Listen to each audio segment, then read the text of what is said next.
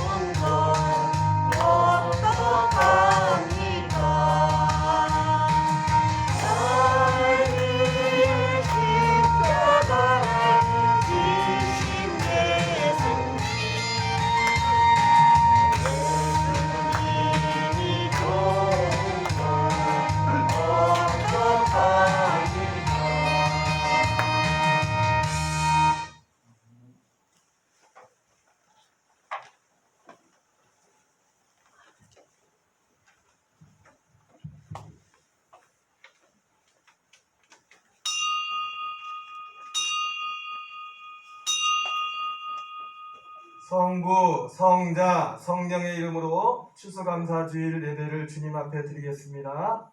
다 같이 경건한 마음으로 묵도하겠습니다.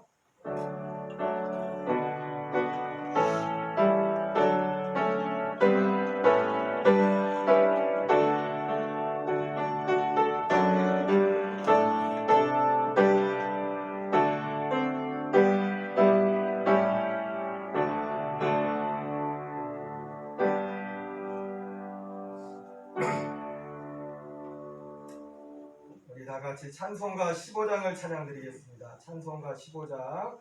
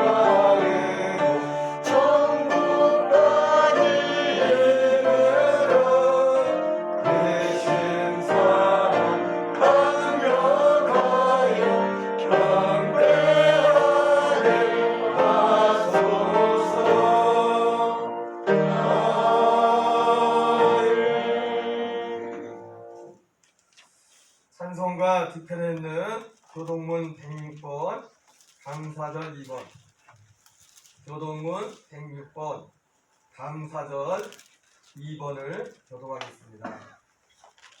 할렐루야. 우리 하나님을 찬양하는 일이 선함이요 찬송하는 일이 아름답고 마땅하도다.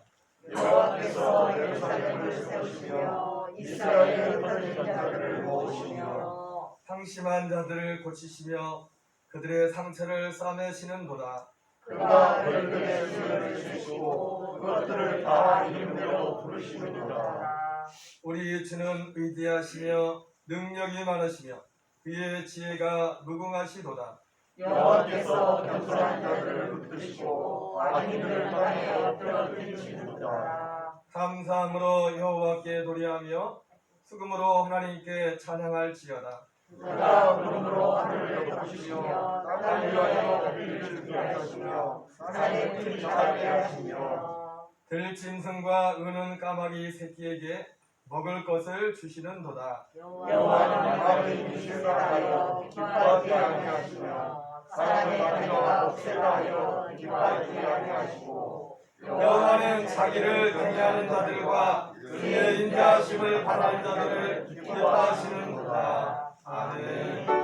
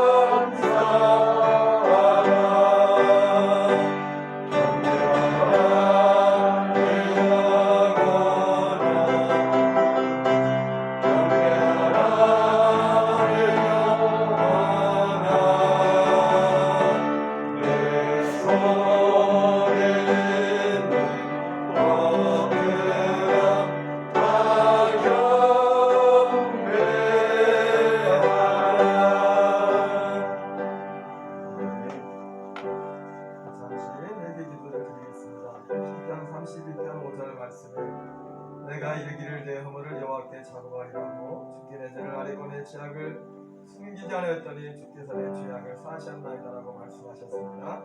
지난 주간에 지난 한 해 동안 지켜주신 주의 은혜에 감사하고 번행 심사의 죄들을 고백하고 회개하고 은혜받기 하여 다같이 입을 열어 하나님께 기도드리겠습니다. 하나님 감사합니다. 살아계신 아버지, 이런 무화과 나무가 무성하지 못하는 포도나무에 열매가 없으며 감람나무에 솥이 없으며 밭에 먹을 것이 없으며 우리의 양이 없으며 위안칸에 수가 없을지라도 나는 여러 만나마 기뻐하며 즐거워하며 말씀하는 그 말씀대로 오늘 내 안에 하나님을 향하여 한 해를 살아가면서 하나님 아버지여 우리의 주님을 인하여 하나님 아버지 앞에 감사하며 기뻐하며 주께로 나가기를 합니다. 하나님 이하의 세상의 그 무엇 때문에 하나님의 마음이 우리의 마음이 어그러지고 무너지고 낙했던 허물과 죄악을 주께 고백합니다. 아버지 오늘 주님을 인하여 주님을 소망하며 아버지 믿음과 소망과 아버지의 사랑으로 충만할 수 있도록 우리 아버지를 풀어주시고 인도하여 주시옵소서. 성령의 능력 보내고 기름을 함께 하시고 능력이 그들과 거제를 맞이해서 주만의 동안 아버지를 지키시고 모시는 감사드리고 오늘 주의 은혜를 또한 자기의 힘을 청하며 예배하니 오직 우리의 은혜를 받으시고 영광을 주옵소서. 드디어 우리에게 지혜를 베풀어 주시옵소서. 감사드리며 요한일서 1장 7절 말씀에 저가 빛 가운데 계신 것 같이 우리도 빛 가운데 가면 우리가 서로 사귐 있고 그 아들 예수의 피가 우리를 모든 죄에서 깨끗게 하실 것이라고 말씀했습니다. 이 시간 믿음으로 우리의 모든 죄와 욕심을 십자가에 못 박고 오직 예수 그리스도로만 충만한 저와 여러분 되시기 바랍니다. 예배를 하여 박광일 전사님 기도하시겠습니다.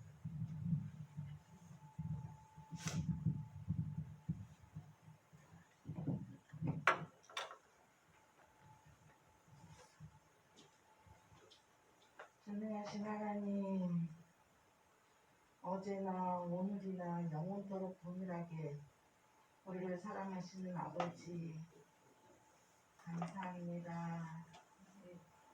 참으로 힘든 2020년을 시작했습니다.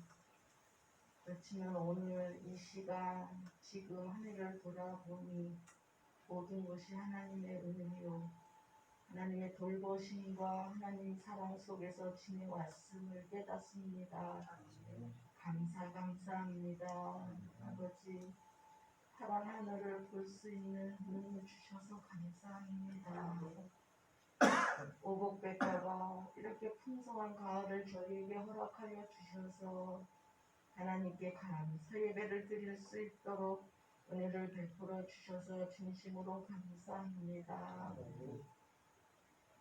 특별히 사랑하는 녹동 감리교에 속해 있는 식구들과 함께 하나님께 찬양하고 기도하며 하나님을 경외할 수 있는 귀한 은혜의 시간을 주신 아버지 감사합니다. 우리가 어둠 속에서 방황하고 죄의 길을 걸을 때 하나님께서 우리 한 사람 한 사람을 지명하여 부르시고 하나님 자녀 삼아주시고 연약하여 넘어질 때나 주님을 모른다고 뒤돌아섰을 때도 우리 하나님은 우리를 버리지 아니하시고 떠나지 아니하시고 늘 주님 품 안에 품어주신 것 진심으로 감사를 드립니다. 하나님, 우리 녹동 감리교에 속해 있는 모든 교우들 한 사람 한 사람 우리 주님께서 사랑하시고 품어주시고 손잡아 주시고 영원한 생명의 나라에까지 이끌어 주심을 믿습니다. 교우들 한 사람 한 사람을 마음에 품고 늘 하나님 앞에 무릎 꿇고 기도하시는 우리 담임 목사님 주님 사랑하시고 하나님께서 우리 목사님을 통해서 이루시고자 하시는 그 모든 뜻을 온전히 이루실 수 있도록 하나님의 능력의 손으로 붙잡아 주시고 성령 충만함으로 채워주심을 믿습니다. 귀한 사명 감당하실 수 있도록 강건함을 허락하여 주시옵시고 또 세상에 속한 모든 사람들에게 예수님의 그리스도심을 전하실 때 많은 사람들의 마음이 열리고 감화 감동되어서 회개하고 예수 그리스도를 믿고 영원한 생명의 나라에 속한 자들로 돌이킬 수 있는 크신 뜻을 이룰 수 있음을 믿고 감사를 드립니다. 하나님, 우리 녹동 감리교에 속해 있는 우리 식구들 몸이 연약해서 아파서 또 여러 가지 힘들고 어려운 상황 앞에서 근심하고 가슴을 찢으며 아파하는 자들 불쌍히 여겨 주옵소서. 무엇보다도 우리의 마음이 길가와 같지는 않은지 돌밭과 같지는 않은지 또 세상 염려와 물질의 유혹과 각종 욕심 때문에 주님이 원하시는 아름다운 열매를 맺지 못하는 삶을 살고 있지는 않은지 이 시간 우리의 마음을 돌이켜보고 깨닫고 회개할 수 있는 또 하나님의 말씀이 우리의 삶 속에서 아름다운 열매를 많이 맺어서 우리 하나님을 기쁘시게 해드리고 세상 많은 사람들에게 유익을 주고 도움을 주는 삶을 살아가는 저희들이 되게 해 주시옵소서.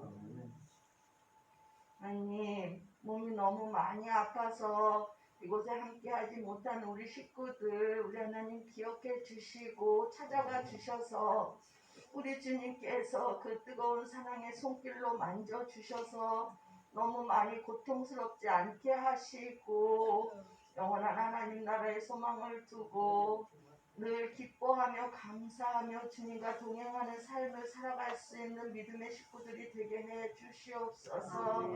하나님, 우리가 우리를 사랑하는 자들만 사랑하면 우리 하나님이 기뻐하시겠습니까?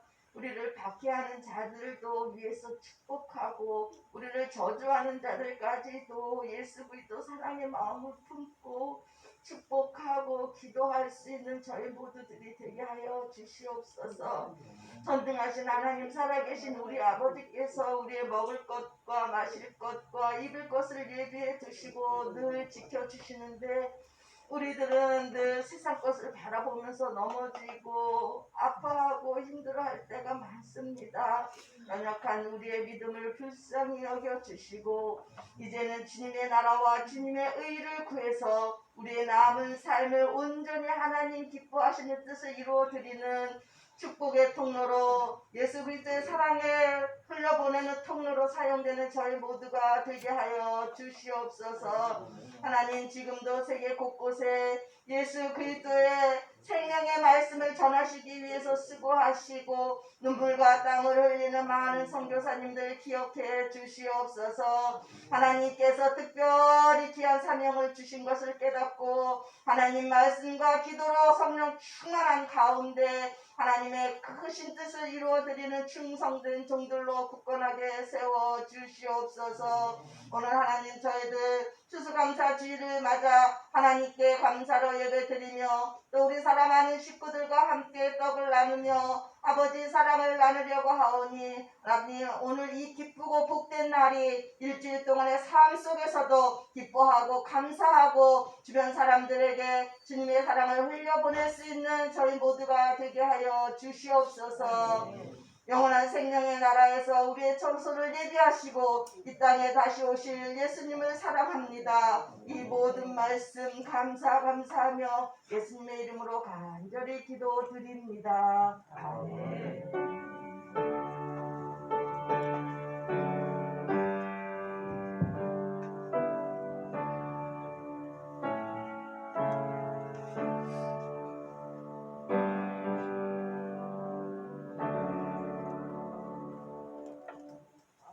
오늘 우리에게 주신 하나님 말씀은 신약성경 누가복음 6장 36절입니다. 누가복음 6장 36절 동양의 기사를 누가복음 6장 36절입니다.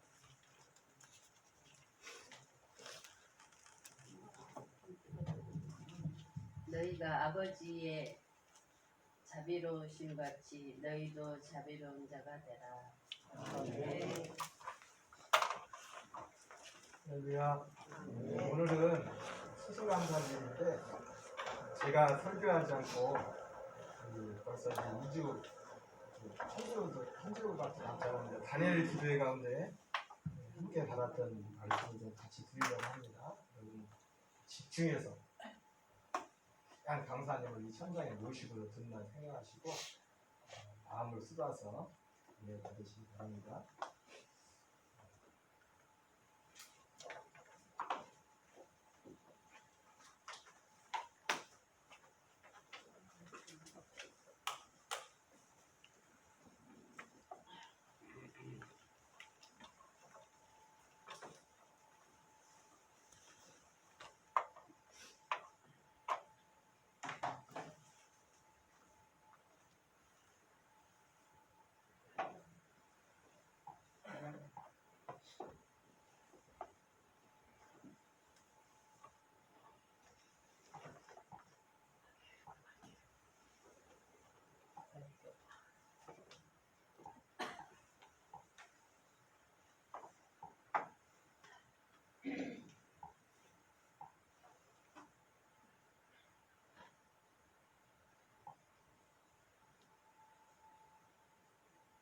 할렐루야.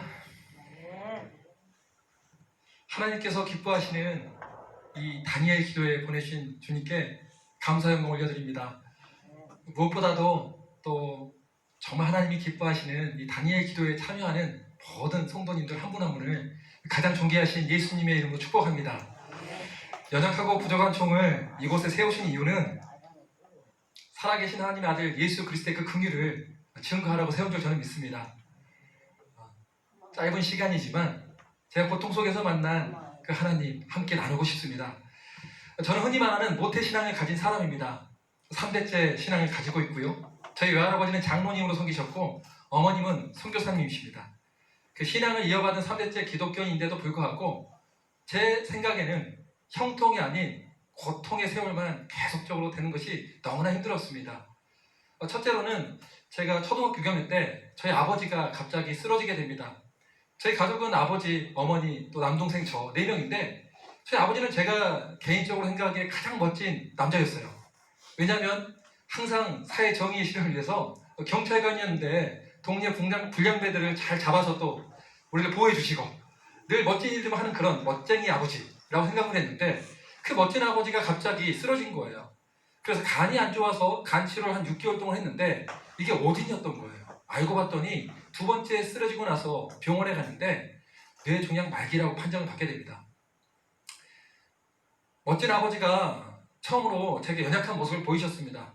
수술실에 들어가기 전에 성경책을 저희 큰어머니와 저희 가족들에 주면서 이제는 저를 믿지 말고 여기에 있는 예수님을 믿으세요라고 하면서 수술실에 들어가게 됩니다. 수란티에 저희 아버지는 제가 생각할 수 없는 그런 모습으로 제게 나타나셨습니다.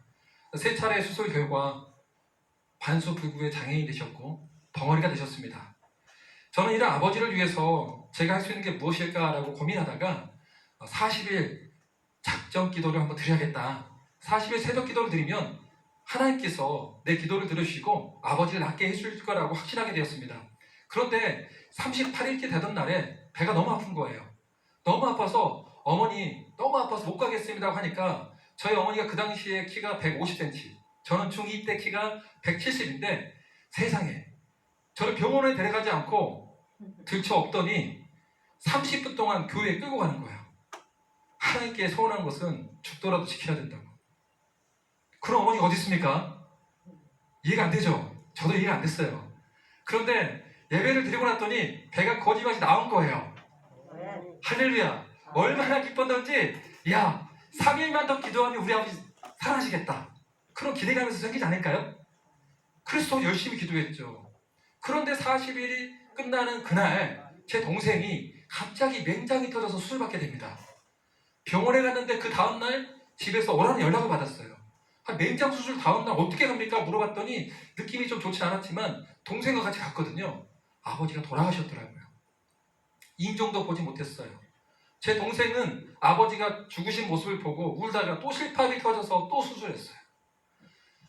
제 40일 기도의 응답은 아버지의 죽음이었어요. 너무나 괴로웠어요. 하나님 살아계신 거 맞습니까? 라고. 이 정도 고통을 받았으면 괜찮겠는데 제 고통은 계속됩니다. 그로부터 2년 뒤에 저희 어머니가 어떤 기독교 신문을 읽더니 너무 감동받는 거예요. 그 신문의 내용이 뭐였냐면은 어떤 무명의 그리스도인이 전혀 생명부지의 사람이 신장 이식 수술이 필요한데 그 사람을 위해서 자기 신장을 주었다는 미담의 기사를 보게 돼요. 그걸 읽는 순간 저희 어머님이 이렇게 고백합니다. 하나님 내게도 복음 전도의 기회를 주신다면 이 신장을 기증하겠습니다. 그런데 그 일이 발생해버린 거예요. 저희 어머니가 8남매인데 오빠가 2명 있고 딸이 6명 중에 제일 맏딸이 저희 어머니인데 큰오빠가 신장 이식 수술을 받지 않으면 죽을 수밖에 없는 그런 상황이 발생해버린 거예요. 저희 집안의 자랑이었고 제일 공부도 잘했어요. 서울대 법대 출신에 너무나 똑똑하시고 뛰어난 분이었는데 그 신장 때문에 그 인생을 꺾이지 못하는 안타까운 일들이 벌어지고 있을 때 저희 어머님이 기꺼이 신장 기증을 하겠다는 거예요. 제가 안 된다고 했습니다. 어머니는 과부고 또 8남매인데 왜 어머니가 해야 됩니까? 라고 하면서 어머니가 그렇게 말씀을 드렸는데 제 말 안 듣더라고요. 제가 어리석은 마음에 할 수 있는 게 뭐였냐면 어머니를 보호하고 우리 가정을 지키기 위해서는 내가 술을 먹고 피를 토하면 안 가겠지. 이런 짧은 생각에 소주로 대병 마셔버렸습니다. 그리고 피를 토했죠. 괜히 먹었습니다. 되게 아프더라고요. 피까지 토하고 나니까 어머니 안 갈 줄 알았는데 어머니가 우시면서 사랑하는 아들아 너가 언젠가는 십자가 복음을 알게 될 날이 올 거야 라면서 저를 작은 애산촌 집에 맡기고 떠나버렸어요. 저는 그때 버림받은 기분이었어요. 그리고 저희 어머니가 오셨습니다. 그 모습은 또 저를 무너지게 만듭니다. 그 당시엔 수술 기술이 좋지 않았기 때문에 40대인 어머니가 60대 할머니처럼 보였어요. 그리고 허리는 피지 못하고 지팡이를 짚고 있는 모습으로 나타나셨어요. 얼마나 괴롭습니까? 그런데 이것이 하루 이틀이 아니에요. 무려 2년 동안이나 지팡이를 짚고 다니셔야만 했어요. 나는 이런 하나님이 정말 싫었어요. 그런데 많은 사람들은 저희 어머니에게 찬사를 보냈어요. 정말 멋진 믿음의 여인입니다. 정말 살아계신 하나님의 아들 예수 그리스도를 증거하는 복음 전도자입니다. 아니 그런 간증이 당신은 다 필요 없었어요.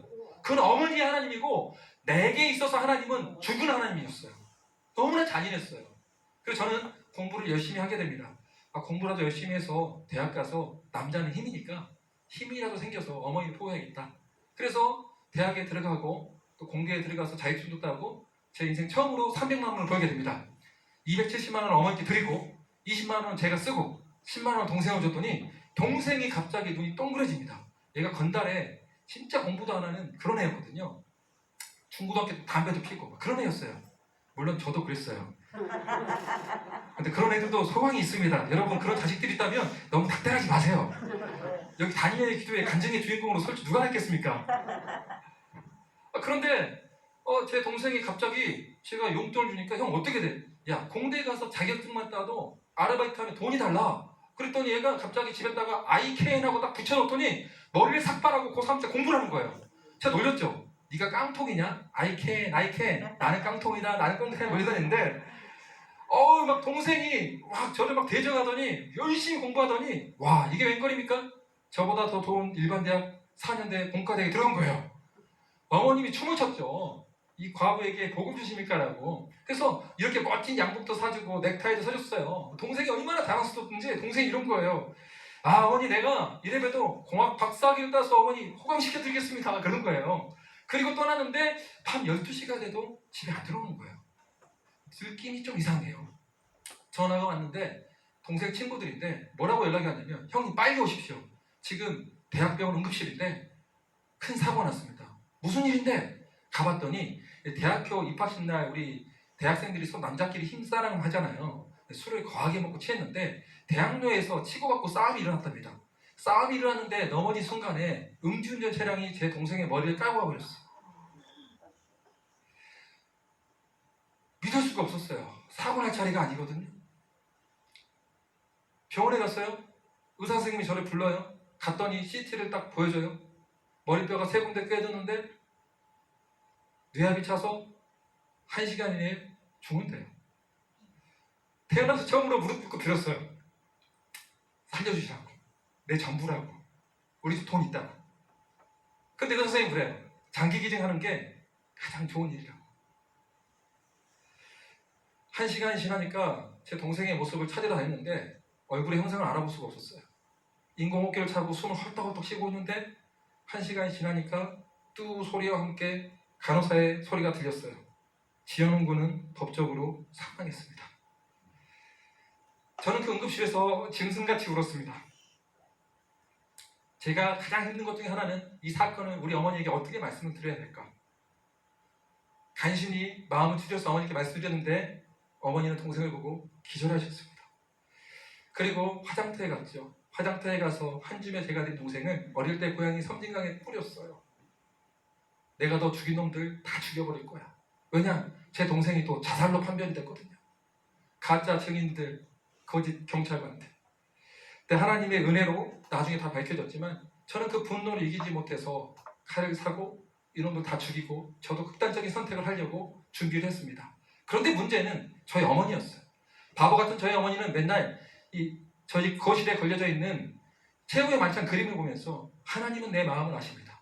사람이 복수도 하지 못하겠고 어머니 모습 보니까 내가 죽으면 어머니 누가 책임지나 이 생각하니까 너무 괴로우니까 하루에 소주 7배, 8배씩 6개월 동안 마시게 됐어요. 그 분노를 삭히려고. 그리고 그 고통을 회피하려고. 그리고 제가 토해나 토사물에 저는 뒹굴뒹굴 구르면서 개나 돼지마도 못한 아주 쓰레기 같은 몸에서 냄새나고 사람들에게 협박을 하는 제 자신도 스스로를 용서하지 못한 그런 존재가 되어버렸습니다. 저는 그럼에도 불구하고 우리 하나님이 오늘 우리 말씀의 본문의 말씀처럼 너희 아버지가 자비로우신 같이 너희도 자비로운 자가 되라. 우리 하나님은 긍휼하시고 자비하신 분임을 선포하러 이 자리에 서 있습니다. 부족한 종의 인생 가운데 하나님께서 어떻게 저를 붙들어 주셨고 어떤 말씀과 어떤 간증을 통해서 왜 하나님이 내가 비록 아버지를 잃었고 어머니가 2년 동안 장애인이 되어 있으면 않고 제 동생을 잃었음에도 불구하고 내가 어떻게 우리 하나님을 긍휼의 하나님, 자비의 하나님을 선포할 수 있을까? 그 이야기를 나눠볼까 합니다. 자비라는 것은 긍휼과 동일한 의미로 쓰입니다. 불쌍함을 느끼고 함께하는 것이죠. 주님이 나를 정말 불쌍히 여기는가? 성경을 읽고 또 읽고 또 읽어봤는데 이사야 49장 13절로 16절에 보니 이런 말씀이 있습니다. 여호와께서 그의 백성을 위로하셨은즉 그의 고난당한 자를 긍휼히 여기실 겁니다. 오직 시온이 이르기를 여호와께서 나를 버리시며 주께서 나를 잊으셨다 할거니와 여인이 어찌 그 젖먹는 자식을 잊겠으며 자기 태에서 난 아들을 긍휼히 여기지 않겠느냐. 그들은 혹시 잊을지라도 나는 너를 잊지 아니할 것이라. 내가 너를 내 손바닥에 새겼고 너의 성벽이 항상 내 앞에 있나니. 하나님이 나를 불쌍히 여긴다는 소리를 성경을 통해서 드디어 저는 듣게 되었습니다. 항상 저는 왜 이 소리를 못 들었을까요? 내 마음속에 우상이 있기 때문에 하나님의 소리를 듣지 못했을 뿐이에요. 그런데 자비라는 것은, 긍휼이라는 것은 불쌍함만 느끼는 게 아니라 함께 해야 됩니다. 근데 우리 주님은 성경에 있는 과정 가운데 제게 이 말씀을 주셨어요. 마태복음 1장 23절 보라 처녀가 잉태하여 아들을 낳을 것이요 그의 이름은 임마누엘이라 하셨으니 이를 번역한 즉 하나님이 우리와 함께 계시다. 요한복음 1장 14절에 말씀이 육신되어 우리 가운데 거하시며 우리 가운데 거하신대요. 그런데 제가 성경을 읽으면서 정말 은혜 받았던 것은 우리 주님은 우리의 문제를 바로 해결해 주지 않으셨어요. 왜 않으셨을까요? 그것은 우리 문제보다 더 중요한 게 바로 예수 그리스도라는 것을 가르쳐 주기 위함입니다. 그래서 기다림의 시간이 필요했던 거죠. 제게도 똑같았어요. 이런 객관적인 하나님의 말씀이 제게 어떻게 주관적인 말씀으로 와닿는지 간증이 있어야 되지 않겠습니까? 지적인 동의의 수준에 끝난다면 그게 무슨 신앙이겠습니까? 이 말씀이 제게는 정확하게 임했습니다. 제가 유학 시절 가운데 항상 돈이 없었고 힘들었습니다. 캐나다에서 유학생활을 했었는데요. 또 선교사로서 유학생으로서 공부를 하는데 교통사고가 났는데요. 8개월 동안 이성증에 걸려서 맨날 토하는 거예요. 그리고 돈은 없는 거예요. 너무 힘든 거예요. 근데 이럴 때 주님이 저한테 성경 3독을 하면 뭔가 성경 3독을 하라는 감동을 강하게 주신 거예요. 이야 그래 나도 성경 3독을 하면 그래 영안이 열려서 하늘문이 열리고 천사들이 나팔을 불면서 빰빠밤 빰빰빰빰빠라밤 지연호 선교사님 성경 3독을 축하합니다. 그래 너 건강 문제 해결 재정 문제 해결 이럴 줄 알았어요. 저는 순종을 다했어요. 근데 아무런 일이 안 일어났어요. 우리 하나님 어찌 이럴 수가. 근데 우리 주님께서 성경을 3독할 때 되게 강력하게 주신 말씀이 있습니다. 이사야서 43장 2절의 말씀이었습니다. 내가 물 가운데로 지날 때 내가 너와 함께 할 것이라. 강을 건널 때 물이 너를 침몰하지 못할 것이며 내가 불 가운데로 지날 때에도 타지도 아니할 것이요 불꽃이 너를 사르지도 못하니. 이 말씀이 실제가 되니까 행복해서 미치겠더라고요. 모든 것을 다 가진 기분이더라고요. 살아계신 하나님이 나와 함께 한다는 사실이 진짜로 믿어지니까 몸은 아프고 돈은 없는데 정말 행복한 거예요. 너무 행복한 나머지 저희 아내한테 제가 흥분해서 그랬어요. 우리 집에 얼마 있어요? 그랬더니 우리 집에 $50가 있대요. 우리 그거 가지고 내가 전도하자. 전도하지 않으면 미쳐버릴 것 같다. 저희 아내가 임신 중이었거든요. 가난한 유학생이 레스토랑 한번 데리고 간 적이 없어요. 자, 여러분들에게 제가 퀴즈 하나 드리고 싶습니다. 퀴즈를 맞히신 분은 나중에 제가 한번 선물해 드릴게요. 퀴즈 뭐냐면은 이럴 때 제 아내의 반응. 야 네가 이러고도 선교사야. 내가 밥 한 끼 못 먹고 진짜 네가 꼭 이래야 돼 하면서 등짝 스매싱을 날렸다. 1번.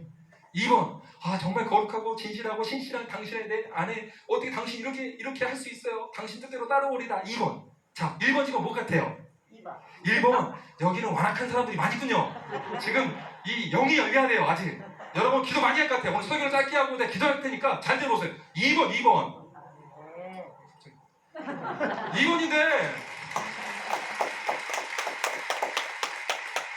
2번인데 여러분 이거는 진실입니다. 뭐냐면은 그렇다고 해서 결혼 생활이 순탄한 건 아닙니다. 제가 결혼학교 강사인데요. 아내가 인격적이고 훌륭하다 해서 결혼 생활은 또 잘한 건 아닙니다. 관계는 또 다른 문제거든요. 이것은 팩트니까 또 알아주시기 바랍니다. 어쨌든 저희 사랑하는 아내의 성기분회에서 저희가 $50를 가지고 LA 갈비를 사고 유학생들 초청했는데 그 당시 유학생들이 어떤 유학생들이냐 타워팰리스라는 아이들이었어요. 그 아이들 초청했는데 이 아이들이 뭐라 하냐면은 형님 이런 데 살아요? 저는 반지하 살았거든요. 우리가 사줘야 될 것 같은데 야 우리 집에 갈비도 있고 야 김치가 있어요. 일단 들어와. 그러니까 쭈삣쭈삣하면서 들어오더라고요. 그러면서 다 먹였어요. 근데 이 녀석들이 세상에 제 아내가 임신 중인데 다 먹더라고요. 내 아내 것도 안 주면서. 그래 놓고 나서는 제가 이제 시간이 된 거죠. 제가 만난 하나님을 증거했어요. 그리고 기도했더니 절반이 예수를 영접했어요. 그러나 물론 반은 예수를 믿지 않았고 그 중에 한 아이는 정말 슬피 울면서 자기는 큰 죄인이라 예수님이 용서할 수 없다면서 떠나버렸어요. 저는 그 아이를 보면서 네가 얼마나 큰 죄인인데 그러니까 예수의 피가 필요해 그랬는데 아니래요. 형님이 상상할 수 없는 죄를 지었대요.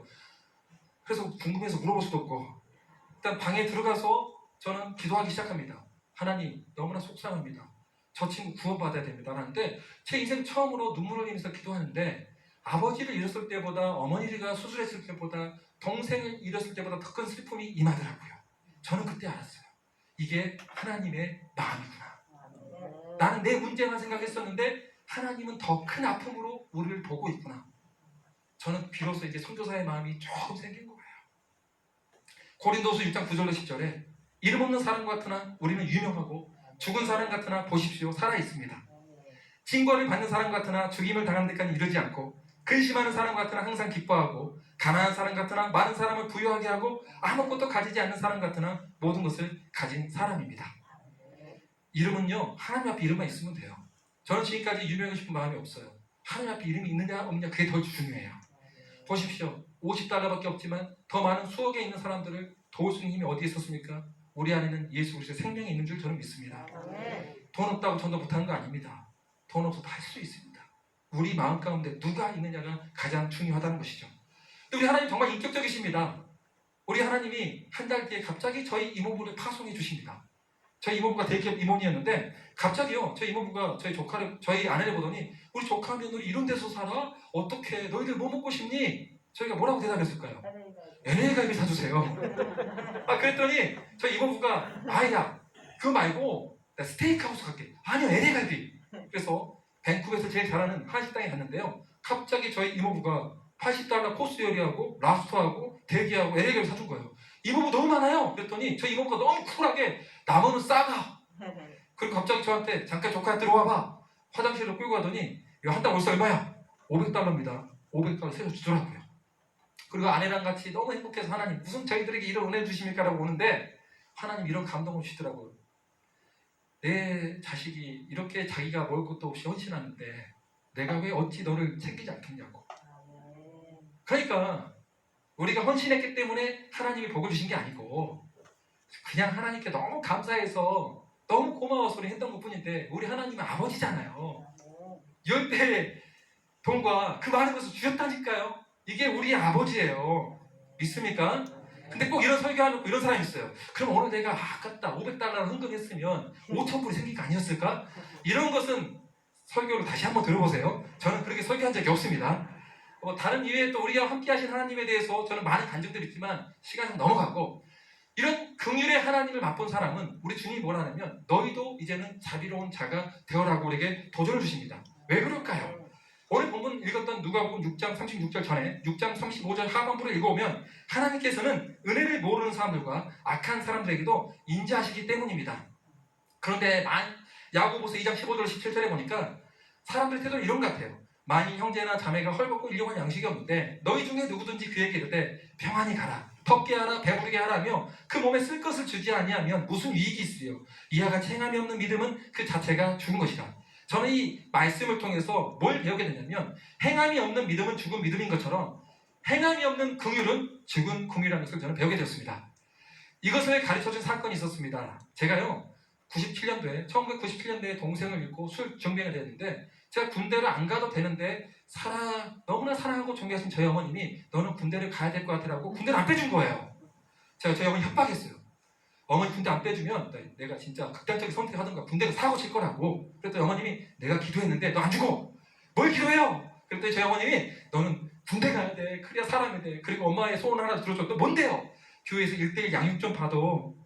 내가 1대1 양육 왜 받아요? 예수를 모태신앙으로 믿었는데 아버지도 있고 우리 가정이 이렇게 풍지박산났는데 뭘 믿습니까? 했더니 또 우시는 거예요. 진짜 알았어요 받을게요. 그랬더니 저희 교회가 큰 교회였는데 생각해보세요. 맨날 술 취해 있죠. 동네에서 냄새나죠. 칼을 들고 죽여버릴 거야 그러고 있죠. 눈은 돌아가 있죠. 여러분 같으면 양육하고 싶으세요? 아무도 안 나타나요. 그렇죠. 거봐 누구든지 나하고 붙기만 해봐라. 내가 논리적으로 다 따지면서 싸워버릴 거야. 안 나타나요. 그런데 어느 날 한 목사님한테 전화가 왔습니다. 자기가 양육하겠다고. 와, 우리 김원호 목사님 같이 잘생겼더라고요.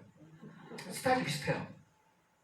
근데 이분이 연락을 왔는데 어떤 목사님이냐면 새벽 기도를 가장 오래 한 목사님이셨어요. 기도하다가 그런 감동을 받고 저에게 찾아왔죠. 홍길리 목사님이라는 분인데 이분이 딱 저를 보는 순간 저는 말 한마디만 해봐라. 너 죽고 나 죽어 보자.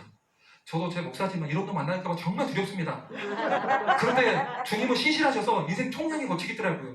그런 놈들 많이 만나고 있습니다. 그때마다 울면서 우리 목사님이 이런 기분이었구나 라고 제가 그러고 있습니다. 그런데 이 목사님이 저를 보더니 우시는 거예요. 내가 울어야 되는데 왜 우리 목사님이 우실까? 그리고 기분 나쁘다. 일어서서 가버리자라고 일어서서 가려고 하는데 갑자기 저를 와락 깨웠더니 엉엉 우는 거예요. 야 무슨 오늘 재수없는 날이네. 뭐 이런 사람이 있어 꽉 밀어버리는데 넘개가 따로 없습니다. 가락지를 꼈는지 빠지도 않아요. 밀리지도 않아요. 이분이 그런 거예요. 하나님 이 형제의 고통을 우리가 어떻게 위로할 수 있겠습니까? 하나님 외에는 아무런 답이 없습니다. 하나님 위로하심과 평강을 허락하여 주시옵소서. 여기까지는 제가 들었던 뻔한 대답이에요. 근데 그 다음의 기도가 저를 무너뜨렸어요. 하나님 제가 죽어서 이 형제가 살 수 있다면 그렇게라도 해주세요. 큰일을 베풀어주세요. 사람이 기도하면 진짜인지 가짜인지 마음 느끼잖아요. 진심이었어요. 자기가 죽어서라도 아니 나 같은 쓰레기를 위해서 죽어준대요. 술 주정뱅이에 맨날 어머 뒤집어 쓰고 냄새 나는데 나를 위해서 죽어주겠대요. 난 얼마나 동생을 잃고 나서 6개월 만에 처음으로 느껴본 따뜻한 마음을 느끼고 그냥 그대로 주저앉아 버렸어요. 사랑이 분노를 죽이더라고요. 첫 번째 1대1 양육, 키 큰 두 남자가 껴안고 1시간 내내 울었습니다. 그게 양육이었어요. 저는 이것이 바로 긍휼이라고 믿습니다. 그럼 어떻게 우리가 이렇게 긍휼한 삶, 자비한 삶을 살 수 있을까요? 저는 그 사건 이후부터 23년 동안 깨닫는 게 두 가지 원리가 있습니다. 나의 복음이 있어야 되고 성령의 능력이 있어야 됩니다. 나의 복음은 뭔지 아세요? 성령이 계시된 객관적인 복음이 바로 나의 복음이 돼야 된다는 거예요. 제가 이 이야기를 좀 나누고 싶어요. 2004년도에 출애굽기를 읽다가 여러분 중에 혹시 성경책을 읽다가 성경책을 던져버리는 악한 인물들이 여기 있습니까? 그러면 저와 같은 사람들입니다. 당신도 소망이 있습니다. 저는 성경책을 던져버렸어요. 왜냐? 출애굽기를 보니까 너무 화가 나는 거예요. 하나님이 10가지 재앙 속에서 하나님이 살아계심을 보여줬잖아요. 그쵸? 홍해를 가르치고 그리고 만나 매출하기 통해서 또 밤에는 얼마나 광야가 추워요. 불기둥으로 따뜻하게 해주고 낮에는 구름기둥으로 시원하게 해주는데 맨날 엉망 불평하는 거예요. 그러니까 던져버리고 하나님 저 쓰레기를 다 죽여버리지 왜 살려놨습니까? 모세만 놔두고 아니면 저 같은 자를 써주셔야죠.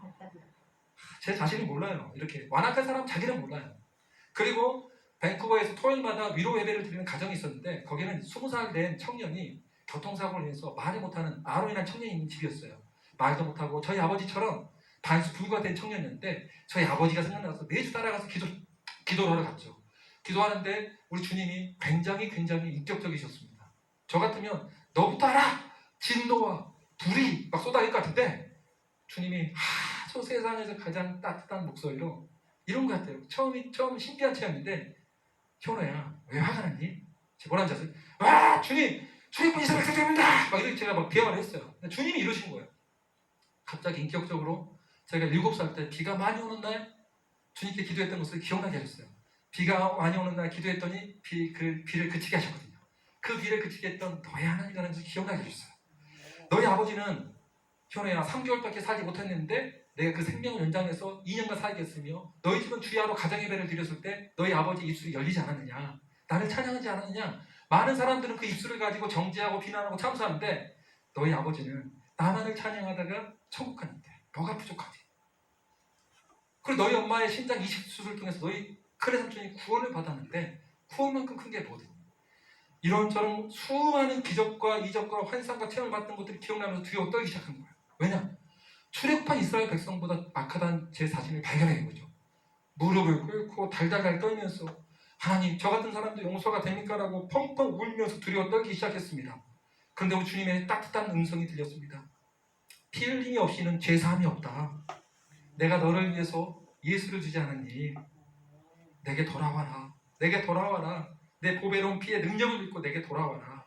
이 음성을 듣고 예 주님, 제가 지난날 살아왔던 관계 문제, 재정 문제, 건강 문제, 교육과 진로 문제 가운데 주인되었던 모든 것들을 회개합니다. 이제는 내가 살아 숨쉬는 모든 순간순간마다 내 인생은 당신의 것이며 예수님만이 나의 왕 되시고 주 되심을 선포하고 믿습니다라고 고백하게 됐어요. 그러자 하늘로부터 뜨거운 성령이 임하더니 말할 수 없는 탄식으로 이렇게 기도를 하는 거예요. 제 동생을 죽인 자들을 용서하는 거예요.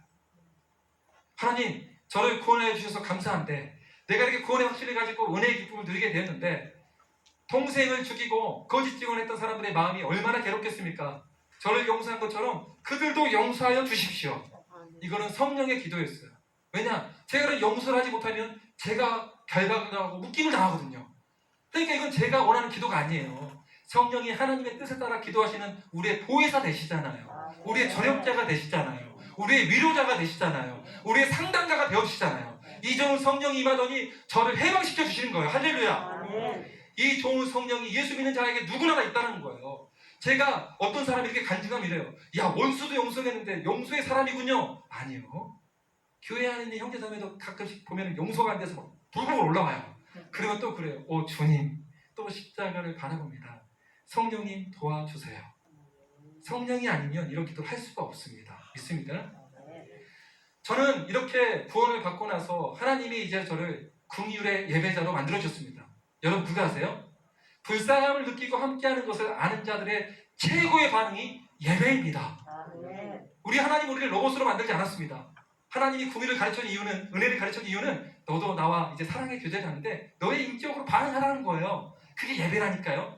그 예배의 반응, 저희 어머니 회각기념일 때 제가 어떤 기도를 올려드렸는지, 우리 어머니 회각기념일 때 올려드린 9가지 감사 기도과 함께 저희 가정 가운데 어떻게 긍휼의 예배자로 점점 성숙시켜주는지 이것을 좀 나누고 싶습니다. 어머니의 회각기념일 때 하나님께 올려드렸던 9가지 감사 기도 제목: 내 부모를 공경하라, 그리하면 내 하나님 여호와가 내게 준 땅에서 내 생명이 길리라. 첫째, 훌륭한 크리스천인 듀언슨 선교사님에 대해서 제가 태어날 수 있도록 인도하신 하나님께 감사를 드립니다.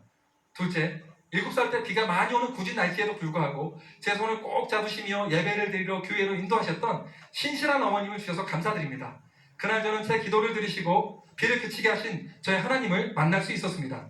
셋째, 아버지가 뇌종양 수술 후 2년 동안이나 말할 수 없는 벙어리와 반수불교의 장애인이 되셨음에도 불구하고 6개월 동안 병원에서 아버지와 함께 지내시며 사랑과 헌신으로 아버지를 섬기시고 나머지 1년 6개월 동안은 70kg 이상 나가시는 아버지를 매일 기쁨으로 집에서 목욕시키시며 운동시키셨던 어머님을 통하여 크리스천의 섬김과 사랑을 제 눈으로 목도하게 하시고 어머님의 삶을 통하여 부부의 사랑과 의무를 가르쳐주신 하나님께 감사를 드립니다. 넷째, 아버지가 병으로 쓰러지고 어린 아들 2명을 돌보아야 하는 극심한 절망과 고통의 순간에서도 예배자의 삶이 얼마나 소중한 것인지를 삶으로 보여주시며 날마다 하루 2번씩 아침 저녁으로 가정예배를 드림으로 실제 하는 천국의 삶이 어떤 것인지를 제가 깨달으며 체험할 수 있도록 인도하신 그런 신실한 어머님을 주셔서 감사합니다. 저는 지금도 그 천국의 예배를 사모합니다. 다섯째, 신장 이식 수술을 하지 않으면 죽을 수밖에 없었던 외삼촌을 위해 기꺼이 자신의 신장을 외삼촌에게 이식하며 하나님께서 기뻐하시는 이웃사랑을 실천하며 복음을 말로만이 아닌 삶으로 증거했던 어머님을 통하여 참된 이웃사랑의 방법과 복음 증거의 삶을 가르쳐주신 하나님께 감사를 드립니다. 여섯째, 눈에 넣어도 아프지 않는 사랑하는 둘째 아들을 그의 대학교 입학식 날 교통사고로 잃게 되었고 그 아들이 한 줌의 죄가 되어 당신 앞에 돌아왔을지라도 하나님을 원망하지 않으며 눈물로써 하나님께서 모든 것을 아십니다. 날마다 엎드려 기도했던 어머님을 통하여 어떠한 상황 가운데서 주신 자도 여호와시요 취하신 자도 여호와시니 여호와의 이름이 찬송을 받으실지니라. 이 욥의 고백이 크리스찬의 고백임을 가르쳐주신 하나님께 감사를 드립니다. 당신의 은혜는 우리에게 충분합니다라는 신앙을 어머님의 삶을 통해 가르쳐주신 하나님께 감사를 드립니다.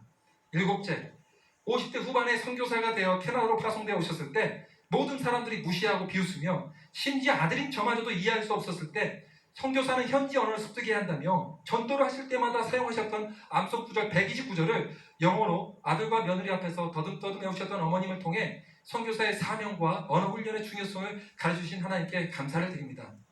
여덟째, 지난 3년 동안 비가 오나 눈이 오나 하루도 빠짐없이 매일 땅밖에 기도하며 2,000명 이상에게 전도했던 어머니, 하루에 한 명이라도 전도하지 않으면 전도할 때까지 집에 돌아오지 않으셨던 어머니, 때로는 중고생들이 어머니 앞에서 담배를 피우면서 모욕적인 말을 할지라도 그들을 축복하며 하나님께 감사를 드렸던 어머님을 통해 전도와 선교의 삶을 통하여 영혼을 사랑하는 삶을 가르쳐주신 하나님께 감사를 드립니다.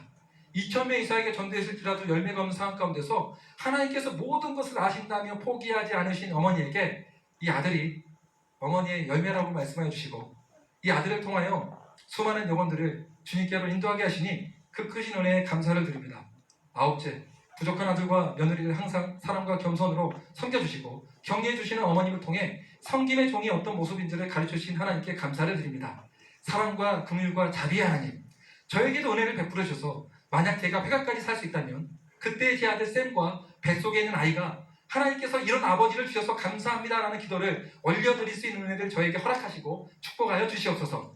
제 삶이 어머님의 삶처럼 성경에서 말하는 진짜 크리스천의 삶이 되게 하여 주시고 우리 가정을 날마다 기억하시며 언제나 함께하여 주시옵소서.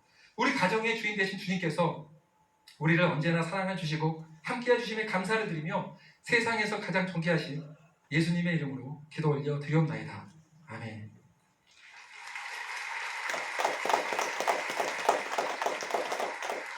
저희 어머니 가장 괴로웠을 때가 있다면 1997년도 둘째 아들이 죽었을 때입니다. 둘째 아들이 죽었던 것도 굉장히 슬펐겠죠. 힘들었겠죠.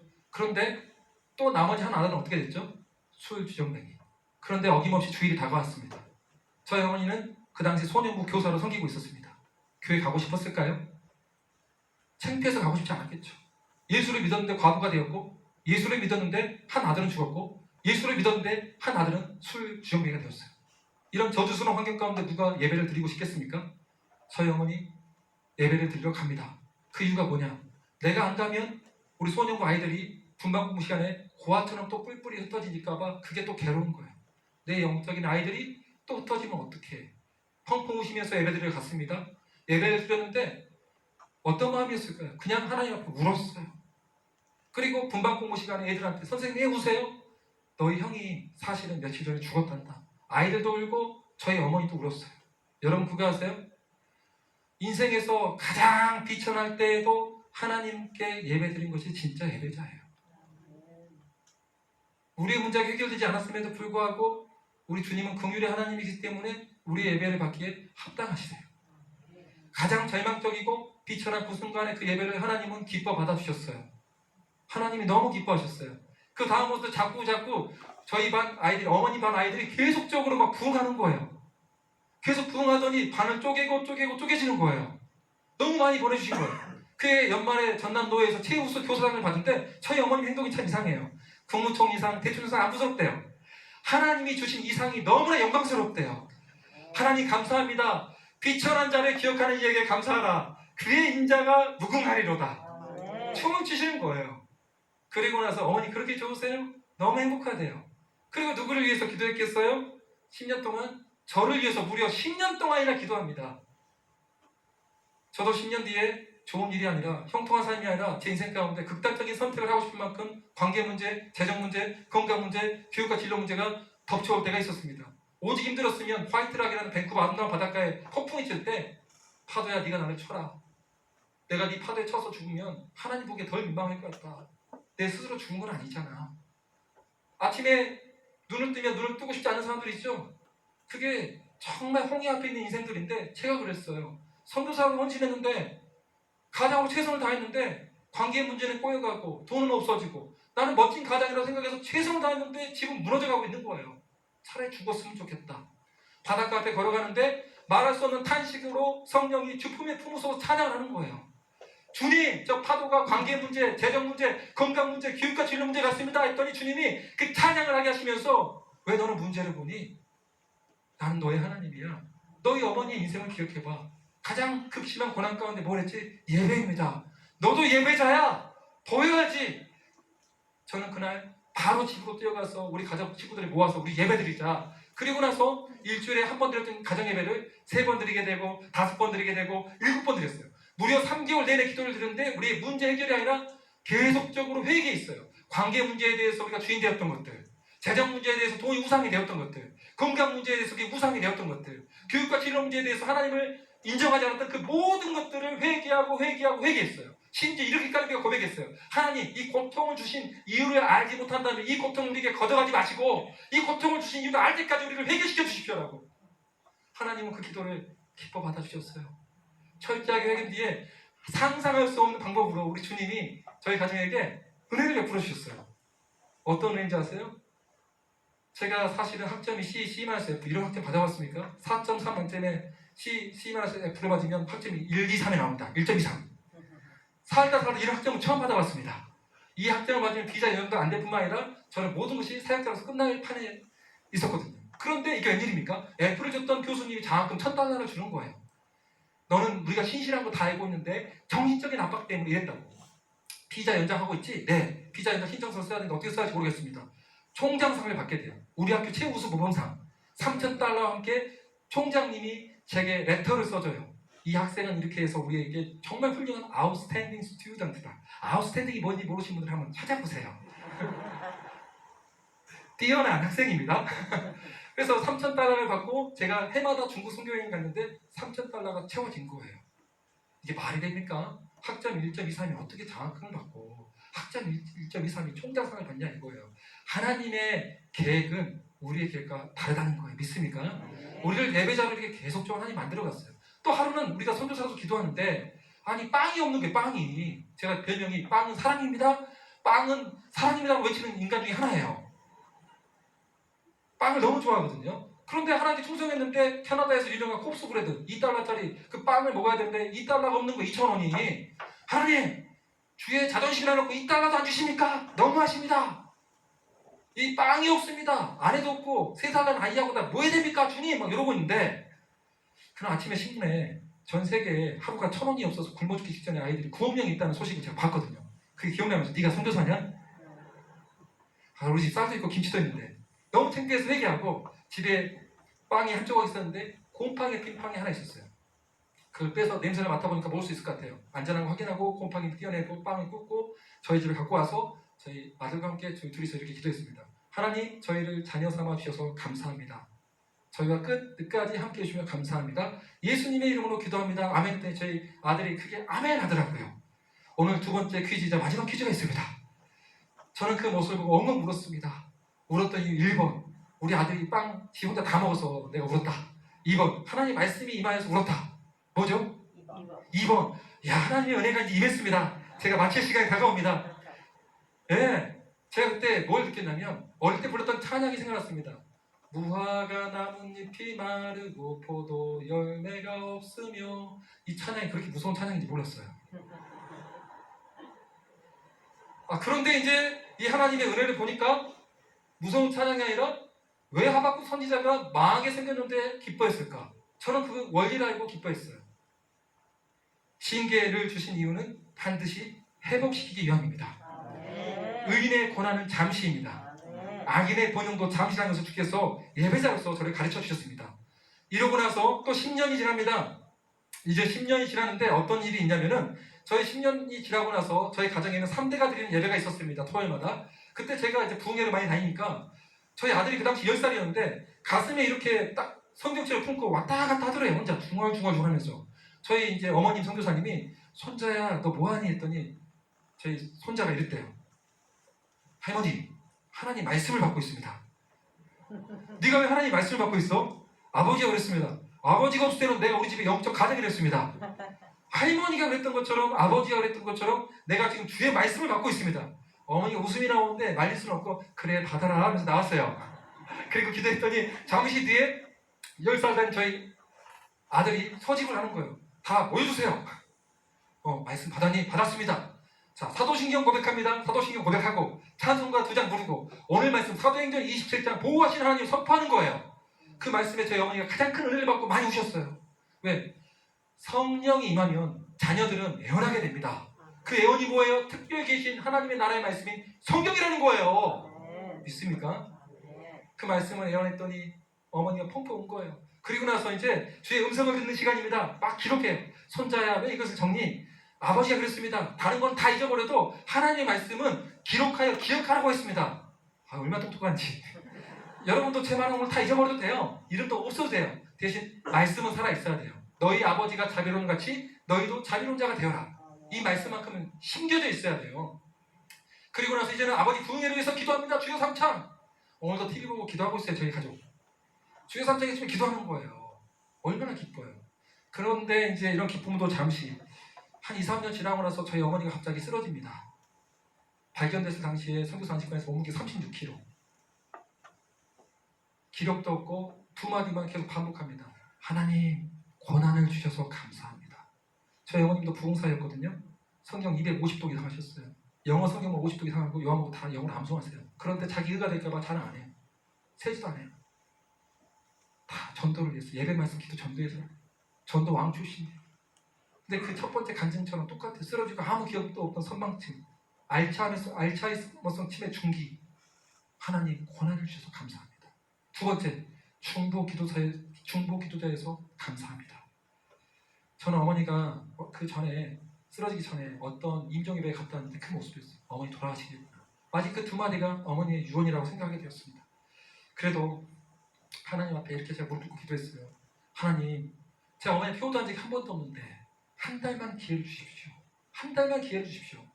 그리고 기도하는데 병원에서 어머니께 여쭤봤어요. 아무것도 기억하지 못하는 거예요. 자기 이름, 저 외에는 아무것도 기억 못하는 거예요. 그런데 어머니가 암송했던 요한복음 3장 16절 갑자기 이런 거예요. 하나님이 세상을 이처럼 사랑하사. 120절 암송들이 줄줄 나오는 거예요. 저는 그때 위로를 받게 됩니다.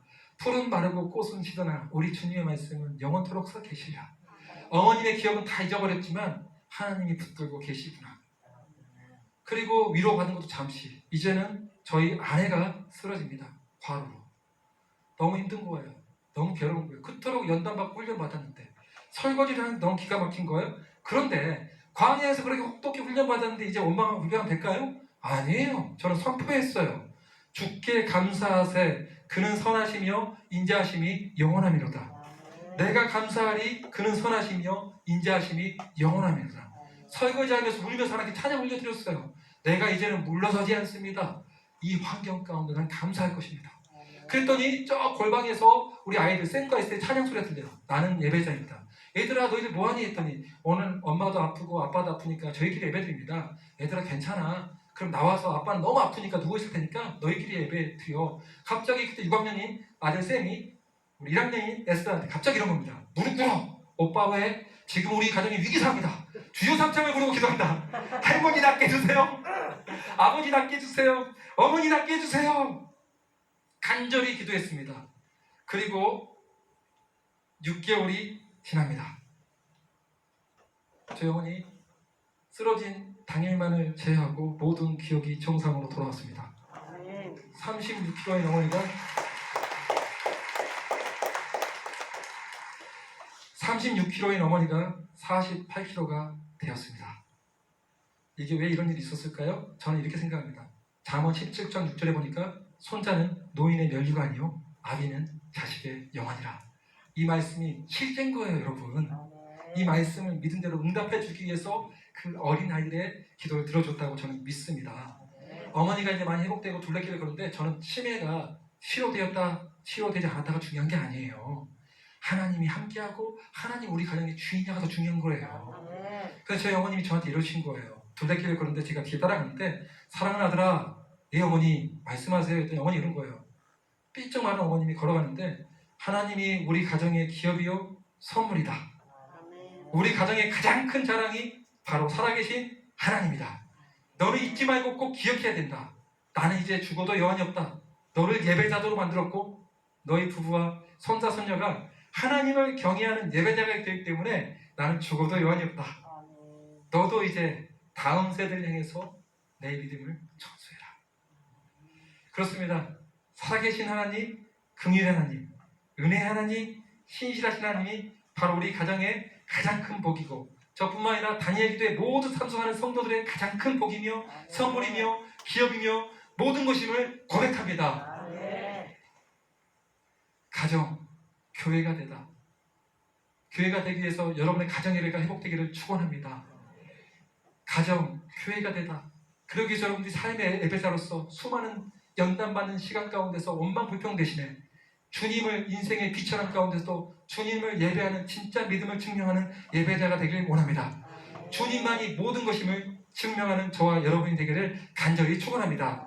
여러분들과 함께 찬양하고 싶은 게 있습니다. 제가 1년 동안 이 찬양을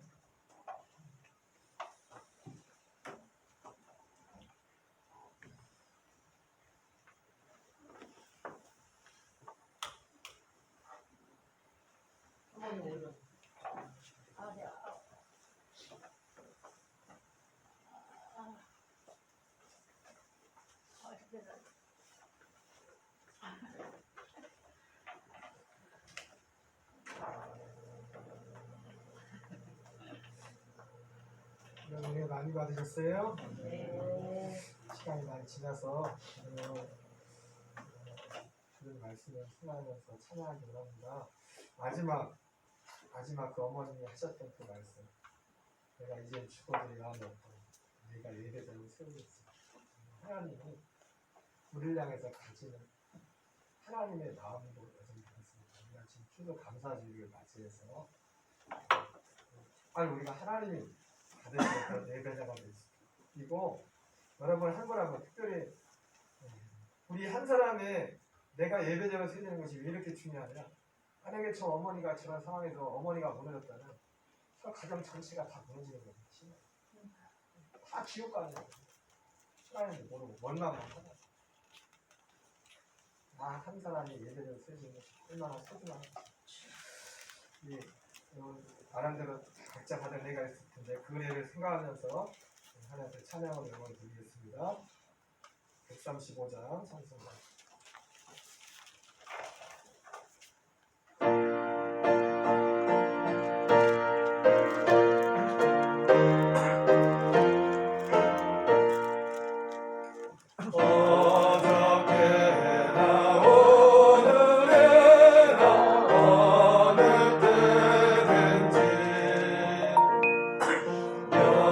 영원토록 변함없는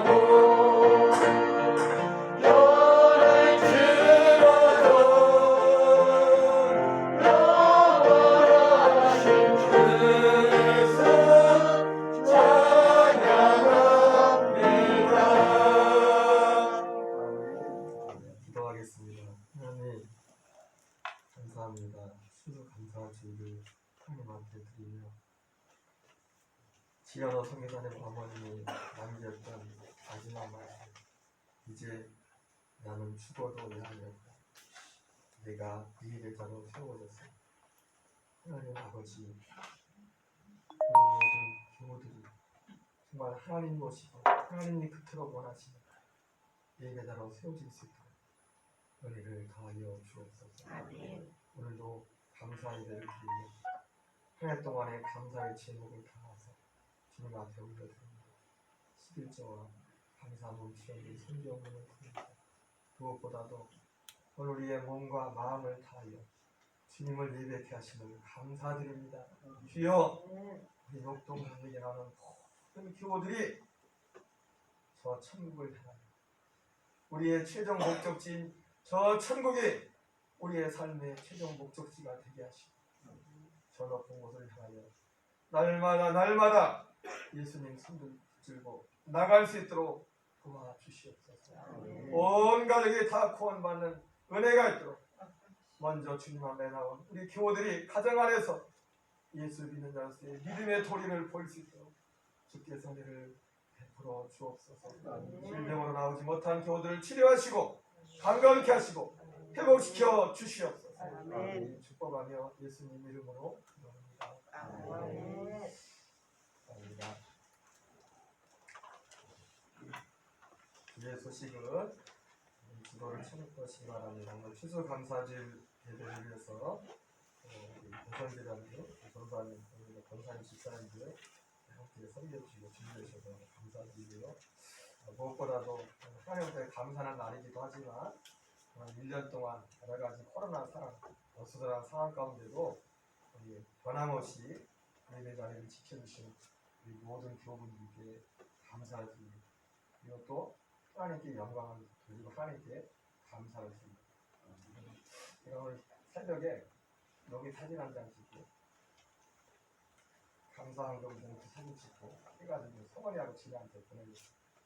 이렇게 오늘 감사합니다. 그리고 끝에 그렇게 했어요. 한 해 동안 인도하시고 보호하시고 하나님한테 감사하죠. 여러분, 별거 아니지만 여러분들이 범사에 먼저 하나님께 감사할 줄 아시는 분이 자녀들에게 하나님한테 감사하죠. 그렇게 할 수 있는 저와 여러분 다 되시기를 바랍니다. 여러분 은혜 많이 받으실 줄은 우리 교회는 뭐 교회가 규모도 작기도 하지만 뭐 부흥회를 한 지도 오래됐는데 11월달 단일 기도회가 부흥회하는 기타래요. 여러분 주중에 제가 억지로 강을 안 했어요. 왜냐면 보니까 주중에 일하시는 분은 사실 힘들어요. 쉽진 않아요. 그래서 억지로 제가 강연 안 하는데 주중에는 못 나오시더라고요. 이제 다 끝났어. 이번에 생각했던 것보다 은혜가 더 컸어요. 그렇지 않아요. 며칠 안 남은 오늘 주일 저녁이라 또 다음은 수요일날은 또 뭐 잘하시는 분 나오는데 신혜란 집사님이 나오셨는데 감사하고 다른 분들도 다 정말 은혜가 많은데 어쨌든 여러분 기회 되는 대로 오늘 며칠 안 남았습니다. 같이 다른 일에 참석해서 같이 은혜 받는 시간 되시길 바랍니다. 나가실 때 여러 가지 떠가고 음식을 좀 준비했습니다. 들어가셔서 여러분들도 드시고 또 이렇게 섬기시는 가족을 섬기시는 그런 기회가 되기를 바라고요. 또 한 가지는 여러분 잘하고 계시지만 뭐 순천에도 지금 코로나 확진자 지금 많이 생기고 우리도 원래 오늘 목사님들 순천에서 모임이 계획돼서 다 취소시켰어요. 제가 그랬죠. 코로나 다 끝났다고 했어요. 안 끝났다고 했죠. 감사해. 모든 교회에서도 그렇고요. 여러분 밖에 생활에서도 또 매사에 예수 믿는 사람들 더 조심해요. 마스크 쓰거나 손땅을 이런 것들을 믿는 사람들이 더 조심하고 더 유의하고 그렇게 해주시기 바라고요. 다음 주일에는 12월 당일 주일에 기획위원회가 있습니다. 확대 기획위원회라고 하는데 이 확대 기획위원회는 기획위원들에다가 우리 전사님하고 사모님하고 전사님 사모님은 속장이거든. 속장이잖아요, 그죠? 그래서 그분들까지 해서 11월 마지막 주일에 기획위원회를 가지겠습니다. 기도로 준비해 주시고 그날은 꼭 다른 바쁜 일이 있어서 시간 내주시기 바라고요. 나머지는 주보를 참고하시고요. 우리 이미든 더욱 굳세라 부르시고 제가 축도함으로 이제 마치겠습니다.